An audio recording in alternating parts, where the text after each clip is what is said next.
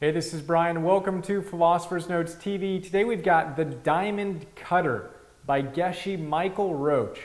Awesome book. Subtitle to The Diamond Cutter is The Buddha on Managing Your Business and Your Life. So Geshe Michael Roach, first, Geshe is kind of like a PhD in Tibetan philosophy, if you will. He was the first Westerner to get the Geshe degree from Sera Monastery in India. Good guy. The backstory to the book is he was a Tibetan monk living in a monastery in New Jersey, going to work in New York in a diamond business, applying the lessons from a Tibetan sutra called the Diamond Cutter. Really cool. And no one at his office, at least in the beginning, knew that he was a Tibetan monk living in a monastery. He'd just go and rock it and apply these principles in the practice of building a diamond business as the head of their sales department. Really cool. So he tells that story about the building of the business and ties it to all of the great Buddhist ideas from this sutra, the Diamond Cutter. So first, the Diamond Cutter. Why is it called the Diamond Cutter? Really quickly, the diamond is one of the hardest, most perfect, pure elements or pure substances there is in nature. Right? It's one of the closest to the absolute in beauty, in strength, and durability, all these different things. But it's not the absolute. It can be cut. The diamond can be cut. And it can't be cut by anything in nature, but it can be cut by this sutra, by these higher truths. And the foundation of those truths is the idea that, as you know, in Buddhism, as you may know in Buddhism, there's a concept called emptiness. Everything is empty of meaning. This was the coolest description I've heard of it, where he basically says everything is empty. And that's not a nihilistic negative thing. It's actually an incredibly optimistic thing. And within that emptiness, there's a hidden potential to interpret any event in the most positive, extraordinary, loving, spacious perspective possible. So again, quickly on emptiness, and I've talked about this in a bunch of different notes, but the idea is that anything that happens in our lives is empty of meaning. Oftentimes we think that because someone dies, or because a business dies, or because we get laid off, or because a relationship ends, or because we get hit by a car on the way to work, we think that that event has inherent meaning, either good, or we could say those are all potentially bad, right? We could say we get married, we win the lottery, we do this, this, this, and this. That would be supposedly good. But the fact is, all of those are empty. The event itself doesn't cause a particular emotional response. If it did, then every single person, every single time they experience something, would have the exact same response. And the fact is, not everybody gets depressed and doesn't get out of bed for 3 months when they get laid off. Some people look at it as an opportunity. They look at it and say, well, that sucks, and I need to pay the bills, and I'm going to take advantage of this opportunity to really, really strengthen my practices, train harder than I have ever, journal more as I look for the next job, or I look to create the next business, or whatever it is that they're going to do. The event was neutral. It didn't have meaning. It was empty. And what the idea here is that we have the ability to bring to that emptiness our highest potential, the highest potential of that given situation. Isn't that cool? And that becomes our practice. So for me, that's what I strive to do day by day and moment by moment, especially when I'm feeling frustrated and stuck. What's the highest potential within this irritating event? What can I see from this perspective that I can bring to it? And he says one of the key things that helps us more consistently see the hidden potential of an event, the hidden potential.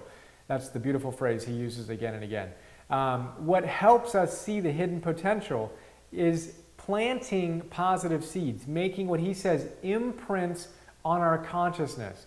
The kind of positive imprints on our consciousness that make it more likely that we're going to see the hidden positive potential in any given experience, any given situation, particularly the challenging ones. Now, imprints are kind of like karma. You know, if you plant seed thoughts or you do certain actions that are negative, you're likely to get more of that negativity back. If you're a rude jerk, you're probably going to have a lot of experiences with other rude jerks. If I'm really kind and benevolent and generous, and I give that energy to my experiences, the same person that you, if you're a rude jerk, might experience as rude jerkness, that same person might be really kind and benevolent to me or to you if you're kind. Really powerful idea. But the idea here is that we want to imprint our consciousness with goodness. It's the technical word for it. And we talk about this in all the different notes, all the different practices we can do to kind of pull out the weeds of the negative thinking. We don't want to plant seeds of negativity that are going to come to fruition. We want to plant seeds of positive energy that will come to fruition and give us a stronger foundation to see the hidden positive potential. Another thing he says that I talk about in the beginning here is the idea that Buddha is looked at as, kind of this like stout, chubby, fat dude who just sat there and kind of had a shaved head and smiled.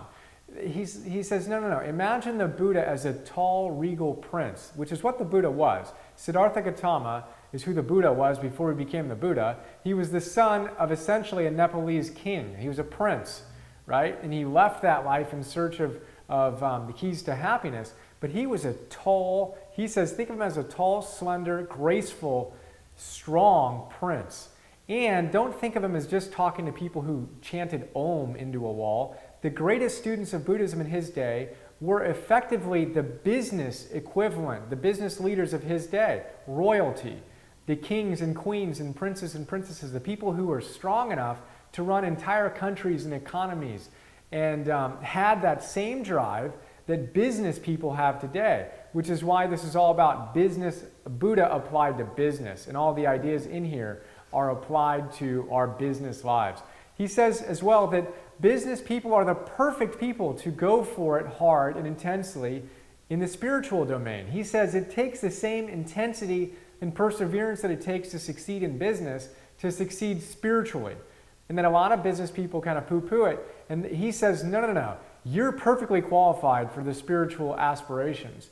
And in fact, those who, are only in the spiritual need to round it out and need to bring a level of intensity and persistence that they sometimes get rid of thinking they're going to be more spiritual. See, he's all about marrying the two and making, in our common era, our spirituality and our capitalism integrated.